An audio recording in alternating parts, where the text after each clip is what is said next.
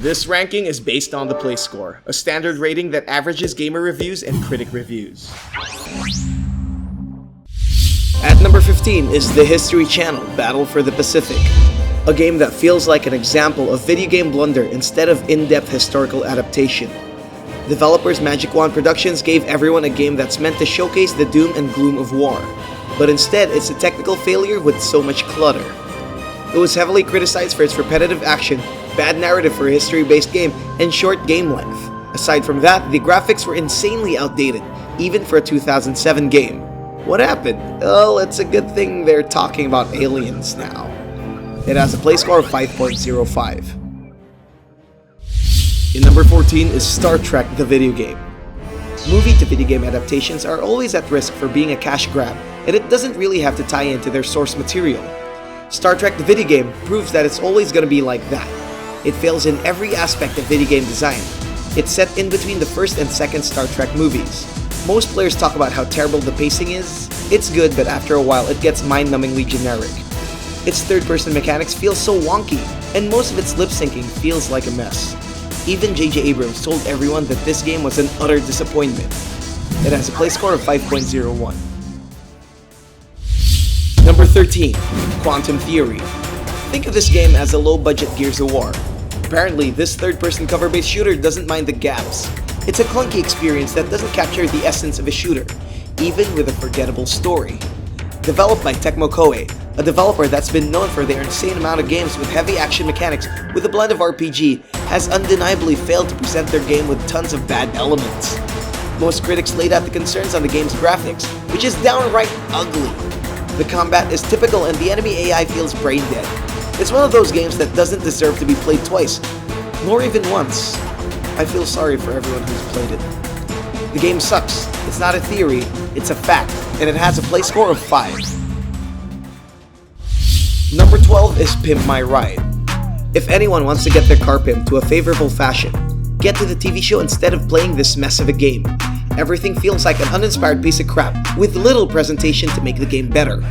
With the frequent frame rate drops, gameplay mechanics, and replay value, it's a nightmare for someone who looks for a game with content.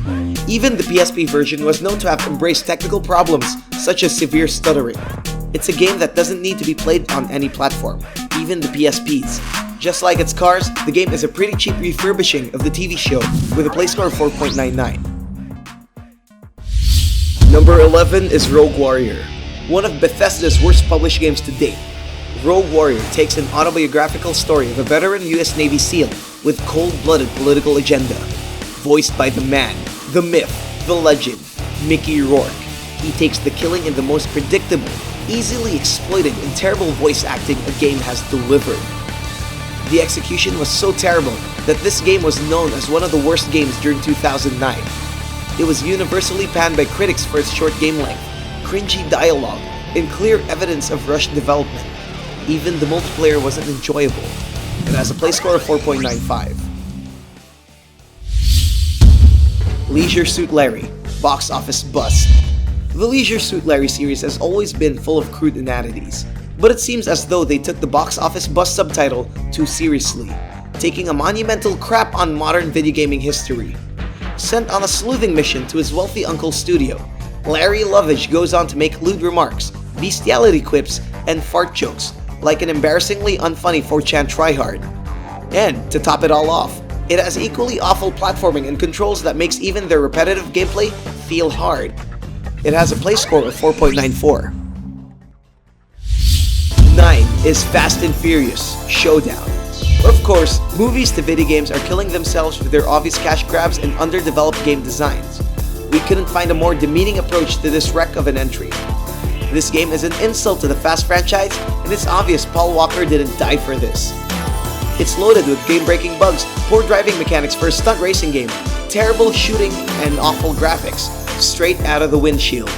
There's no reason to buy this game, as it's a catastrophic ride to what plays worst games. It has a play score of 4.85.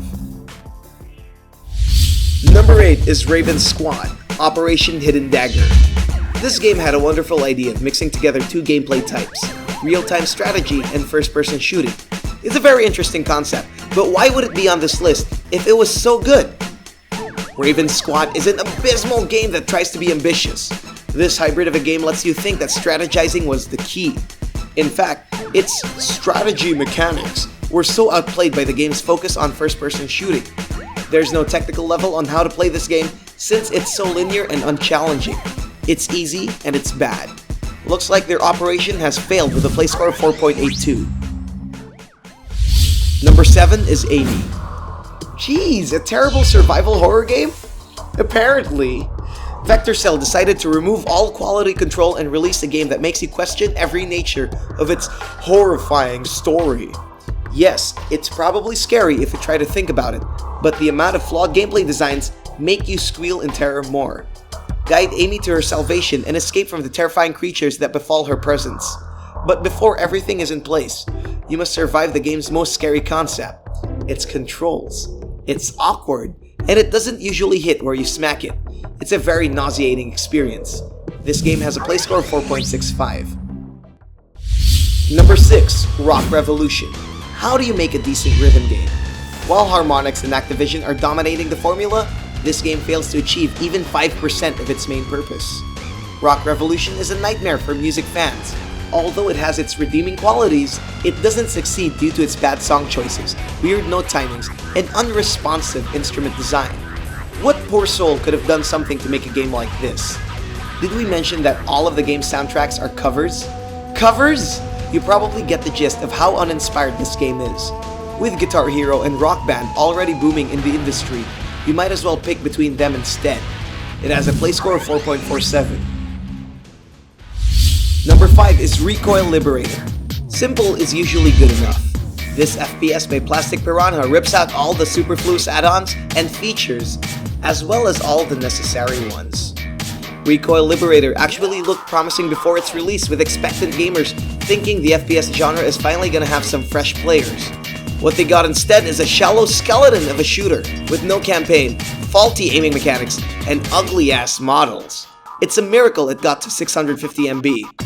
Sure, let's call it the most straightforward shooter, but it's also the most boring and unrewarding.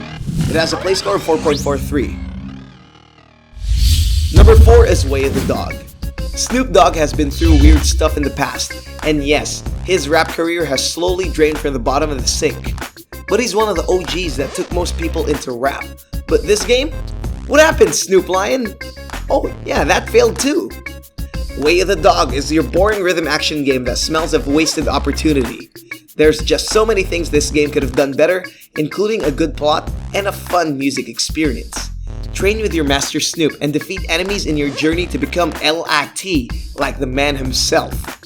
Apart from its silly premise, everything is muddled with flaws. They tried adding 420 related jokes along the way, but it's not enough. Maybe hip-hop and kung fu doesn't really mix. It has a play score of 4.23. Number 3, Rambo the video game. This game. Just like your typical movie to video game adaptations, it still doesn't live up to everyone's expectations. How awful could this game be, you ask? Let's try to make it as quick as possible. Generic real shooting, glossy textures that make Rambo shine like the sun, silly AI, recycled dialogue from the movies, limited amount of movements, frame rate drops, ugly graphics, pointless co-op. There's just so many things this game failed to accomplish, but we're getting tired at pointing at its mistakes. If you want to play the game just for fun, it's all up to you. Rambo the video game is not something you'd keep in your gaming shelf. It has a play score of 3.57. Number 2, Ride to Hell Retribution. Now this is a game I'd actually recommend, if only to watch this game crash and burn with its insane amount of glitches. Even Evel Knievel wouldn't take that ride into video game oblivion. The game centers around the testosterone-pumping lives of the Plains Bikers in the 1960s. But that doesn't matter. The characters are as disposable as they're unrelatable. But it's not just the boring story you're gonna hate to love. It's the broken gameplay, the poor controls, and the vast amount of bugs. Also, the awkward fully clothed sex scenes. All in all, this literal Ride to Hell has a few charms up its sleeve, and for people who love the worst of the worst, this might be a helpful investment. It has a play score of 3.56. And here are the runners-up before we reveal the number 1. Damnation. Codemaster's take on steampunk action goes down the drain with bad voice acting, gunplay, and graphics. Funny how the game title checks out. It has a play score of 5.08. Mindjack. This third-person action game fills your brain with mind-numbing frustration due to its graphics, awkward controls, and a confusing narrative. It's not a game worth hacking with a play score of 5.25. Dark. A stealth video game that deserves to be put in the dark for its forgettable story, bad AI, repetitive gameplay, and poor voice acting. A vampire game that literally sucks, and it has a play score of 5.26. Scourge Outbreak. An episodic game that stopped development due to being plagued with bad reception. It has a play score of 5.27. Shell Shock 2, Blood Trails. Set in the Vietnam War. Experience the reason why our grandparents get PTSD, but every time they have a flashback, glitches and bugs occur, coupled with terrible gameplay design. It has a play score of 5.28. You may get these games by clicking the first link on the description box below. And the worst Xbox 360 game of all time is Double Dragon 2, Wander of the Dragons. A truly degrading remake of the popular 80s arcade game. What game could be worse than Rambo and Ride to Hell Retribution? Take control of Jimmy and Billy as they take revenge for the death of their girlfriend by a nefarious street gang. Question mark, question mark, question mark, question mark. But let's not talk about the game's story. Let's talk about the game itself. Or how about just watch most of its gameplay footage found online? It's the laziest piece of video game that ever came out in video game history. All the elements of bad game design are there. Repetitive missions, terrible UI, abysmal dialogue, glitches, and most of all, not entertaining. It's a direct insult to the original game and it doesn't deserve the attention it's having. This is by far the worst video game of this generation, and it has a play score of 3.49. Thank you to these awesome contributors from around the world who helped us translate our videos to their respective languages.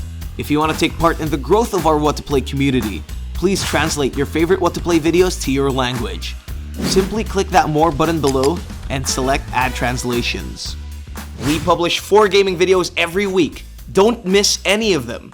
Click that bell button beside subscribe, check the send me box, and save. Don't forget to like and share this video to your friends. To receive the latest play score and gaming updates, follow us on Twitter, Facebook, Instagram, and Google+.